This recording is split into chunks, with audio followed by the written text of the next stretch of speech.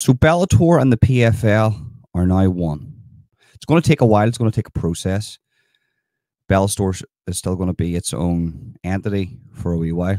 But then once all the contracts run out and all the things that are tying them up, it'll become one in the future. Now, here's why you shouldn't care. And I've been watching a few comments on Facebook. I listened to Brendan Schaub and I was like, what am I listening to here? You know, I don't want to misquote the guy because I know he's getting a lot of stick at the minute. He threw out a number like 3 billion. He was talking about a lawsuit and he says the UFC would be happy to settle at 3 billion. Right. But anyway, here's why you shouldn't care. So you have the PFL, who have Francis Ngannou and Jake Paul and a few ex-UFC fighters. So why do you not just watch the UFC, who have the current best roster on planet Earth? Tell me why I should watch the PFL. Because I like watching fights, okay. But if you're a new guy coming into this and maybe you're a casual fan, why would you watch the PFL? You just watch the UFC that has the best roster on planet Earth. I'm excluding one championship, and I'm going to explain myself later on in the video why I think one championship is a bigger threat to the UFC than PFL and Bellator. Separately or merged, it doesn't make a difference. So a lot of opinions have been thrown out, and there has been people like Brendan Schaub, and he says, well, look, think about it this way. The UFC is always going to be the heavy hitters. They're going to be the big dogs, regardless of what happens. And I agree with him. But then he went off and he says, well, look, you've got a double whammy here. You've got the PFL merging with Bellator, and at the same time, you have a court case, a lawsuit happening with the UFC and 1,500 fighters, ex-fighters, looking for compensation because they feel like they're hard done by, or they were hard done by throughout their career in regards to contracts and money that they've received. Now, that lawsuit could possibly cost them 800 million to 1.5 billion. And then Brendan Schaub went on to say that the UFC would like to settle. Of course they would like to settle. But then he went on to say that they would be happy to settle at 3 billion. The UFC's worth 5 billion, I believe. Their net income, I believe, don't quote me on this here, but I think it was like 350 million last year. So if the UFC settled on 3 billion, they would go under. If my mathematics work out right, it's not just a simple case of, oh, you're worth 5 billion, you have 5 billion. It doesn't work like that. Money doesn't work that way. Their net income last year was 350 million plus. Could have been a little bit higher, a little bit lower. So the UFC would like to settle, but they don't want to settle at 3 billion. They probably would like to settle around about the 400 million number. 4, 5, 6, 7, 800 million number. They don't want to go over a billion. And whoever is in that lawsuit will be advised to settle on that, because if it goes any further, the UFC could win and you will get nothing. But regardless, here's why you shouldn't care about the PFL. Here's why it doesn't make a difference. The PFL is doing, and Bellator is doing, what many other promotions have done before. They've merged. They've bought each other. They've came into one. Now, it's bad for the fighters because the fighters don't have another place to negotiate. As for instance, I negotiate internet contracts. I'm very, very good at it. But the more internet providers, the better it is for me to play them off one another, so then I can receive a good contract. I've just received 1 gigabyte download and 3 megabyte upload for £30 a month. With my other provider, I was going to have to pay double with that, because there's more people that came into the play. I was able to ring up my current provider and say, look, these people are offering this, these people are offering this, and everybody scrambled and says, well, here's the best offer we can give you. And I took the best offer for the best internet and for the best price. Could have got ones cheaper for £20, but I wasn't getting the same amount of internet. gigabytes and megabytes and all that. So the same rule applies for the UFC and for PFL and Bellator and One Championship. MMA, the more promotions there is, the better for the fighters, because then they can negotiate and say, well, hold on, UFC, I will just go to Bellator. I will just go to One Championship. I will just go to PFL. I will just go to whoever. I'm not going to say Cage Warriors and all the rest of them, because they are the lower leagues of MMA. So this is bad for the fighters. It is.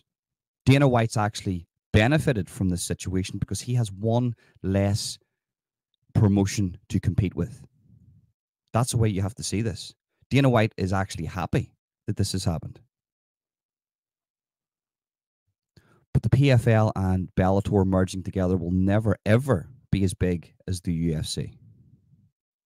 The UFC are a powerhouse. Now, let's move into One Championship, why I think they're a bigger threat to the UFC than PFL and Bellator. Well, the One Championship have got something very unique. They do multiple discipline fighting. They might have a K1 match, K1 rules, and then the next fight after it'll be MMA, and then they'll have a kickboxing, like a Muay Thai, and then they'll have a grappling match, and then they'll have a boxing match. They're not limited. Now, a good argument to have would be Saudi Arabia. The money that they've injected into the PFL would be worrying to Dana White. For the simple reason is, the whole model of the UFC is to make money. The PFL is getting injections of money from Saudi Arabia. We're getting numbers like 100 million. I'm telling you, you don't even know the numbers. You don't know the numbers that is being injected into the PFL via Saudi Arabia. You're just getting disclosed numbers. What about the undisclosed numbers? Oh, and they exist. Trust me. So what you're dealing with, they have got the backing of a country that doesn't care about profit, because they're trillionaires. This is pennies to them.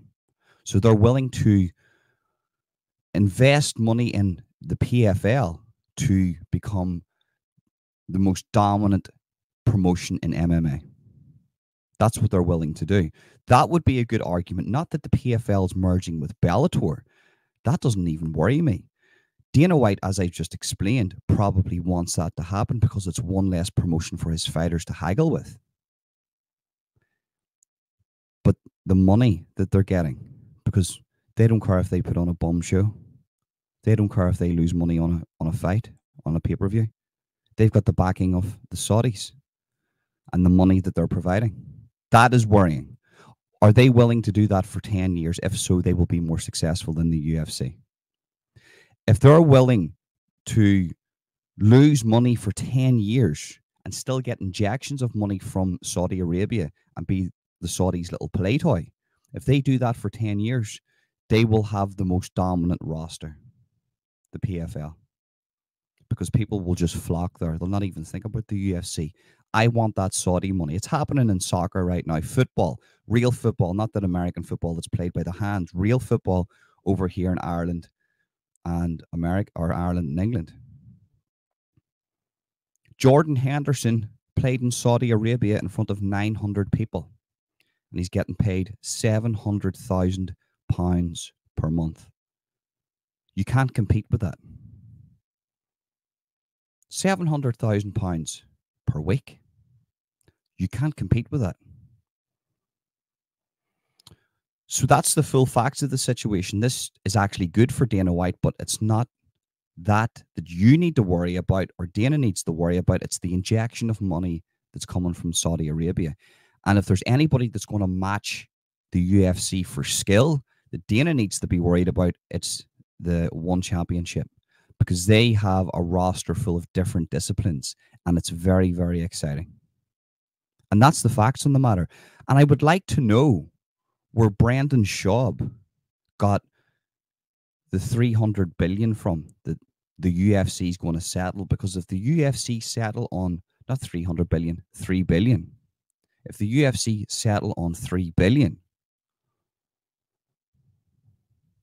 the UFC goes under. That's it. Doesn't exist. That would never be on the table.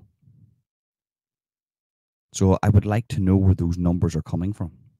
That's it, guys. That's the end of the video. Thank you very much for tuning in. Remember, smash the like button, subscribe, hit that notification bell. The only toll you have to pay for this channel is liking, subscribing, and hitting that notification bell. That's all I want you to do. Leave a comment in the comment section if you want. I'd like to know your opinions. And share to your friends, share, copy link the clipboard, make a little social media post, send to your friend on Facebook or WhatsApp Messenger. And yeah, guys, I've got a second channel, Serial Killing Minds. I've got a co-host who a co-owned channel actually with Sean Warner. Sean Warner is a serial killer expert and profiler, and he comes onto that channel and speaks about true crime. As it stands, those lives that we do still will happen here on this Holden Official channel. Once the channel Serial Killing Minds has built up an audience on that channel, then what I will do is I will move all the lives and all that content over to there. So subscribe now. The link's in the description. Serial Killing Minds if you're into true crime, and we go live every Thursday at 9 p.m. So make sure you subscribe and hit that notification bell, guys, if you're into true crime. That's it, guys. Thank you very much for tuning in. Peace.